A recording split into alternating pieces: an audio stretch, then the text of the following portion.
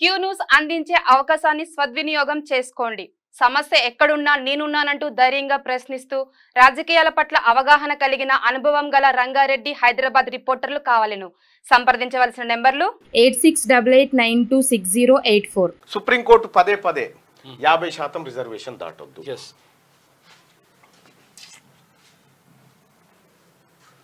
నేను ఇది పంపిస్తా. సుప్రీంకోర్టు పదే ఏం చెప్తుంది? బీసీలకు రిజర్వేషన్ అంశం వచ్చినప్పుడల్లా 50% దాటొద్దు, ఇది రాజ్యాంగ సూత్రాలకు విరుద్ధం అని చెప్పి అంటుంటది. ఇక్కడ సుప్రీంకోర్టులో 50% రిజర్వేషన్ దాటొద్దు అని సుప్రీంకోర్టు అందరికి చెప్తా ఉంది. సుప్రీంకోర్టులో ఎంతమంది జడ్జీలు బీసీలు ఉన్నారు? సుప్రీంకోర్టులో 50% ఈ రిజర్వేషన్లు వద్దా? సుప్రీంకోర్టు ఏమైనా వేరే సంస్థనా? సుప్రీంకోర్టులో మహిళా కోట ఉండొద్దా? ఎంతమంది మహిళలు ఉన్నారు? సుప్రీంకోర్టులో జడ్జెస్ ఏ క్యాస్ట్కు సంబంధించిన వాళ్ళు, ఏ వర్గానికి సంబంధించిన వాళ్ళు ఈ ప్రజలకు చెప్పరా? మీ కాడ అమలు కానటువంటి న్యాయము మా కాడ అమలు చేయాలని మీరు ఆదేశిస్తారు. ఇది ఎట్లా న్యాయం అవుతుంది? కాబట్టి సుప్రీంకోర్టులో కూడా ఎస్సీ ఎస్టీ బీసీలకు సంబంధించిన రిజర్వ్డ్ పోస్టులు ఉండాలా? అప్పుడు ఓపెన్ కేటగిరీ ఎంత అమలు అవుతుంది ఈ లెక్క ప్రపంచానికి చెప్పి ఇక్కడ 50% మించొద్దు బీసీల రిజర్వేషన్ 33 నుంచి 27, 27 నుంచి 18. ఎట్లా తగ్గిపోతుంది రిజర్వేషన్? నిన్న మొన్న వస్తా ఉన్నారు ఈ బీసీ జడ్జీలు, వాళ్ళు వీళ్ళు కూడా అది వరకు లేనేలేరు.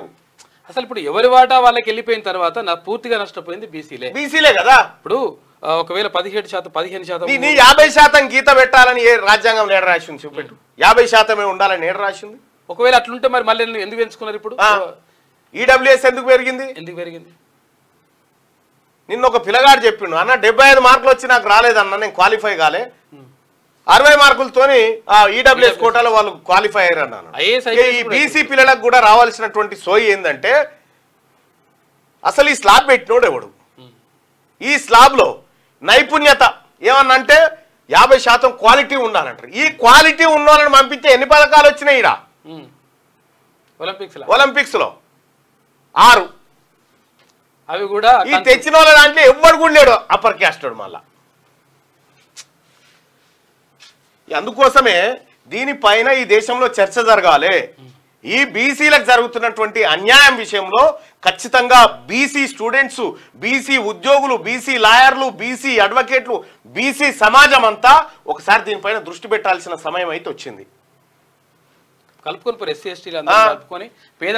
సుప్రీంకోర్టులో ఎంతమంది జడ్జీలు బీసీలు ఉన్నారు సుప్రీంకోర్టులో? ఈ చెప్పురు మాకు లెక్క.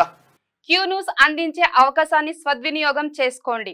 సమస్య ఎక్కడున్నా నేనున్నానంటూ ధైర్యంగా ప్రశ్నిస్తూ రాజకీయాల పట్ల అవగాహన కలిగిన అనుభవం గల రంగారెడ్డి హైదరాబాద్ రిపోర్టర్లు కావాలను సంప్రదించవలసిన నెంబర్లు 8688926084.